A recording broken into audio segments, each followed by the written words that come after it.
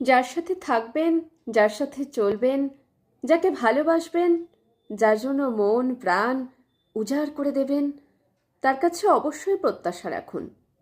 ভালোবাসা দেবেন অথচ ভালোবাসা পাবেন না, এমনটা হয় নাকি? দাবি না থাকলে অধিকার জন্মায় না। আপনি যদি প্রত্যাশা না রেখে চলেন, অপরদিকের মানুষটার কাছে আপনি অতি সস্তা হয়ে উঠবেন।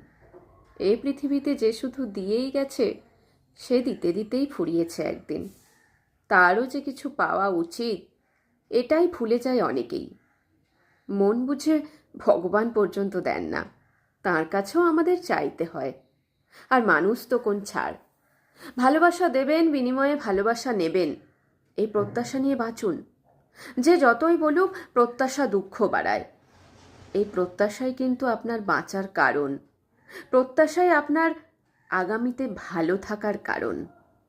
কলমে সরজিৎ ঘোষ, কণ্ঠে আমি, মধুমিতা।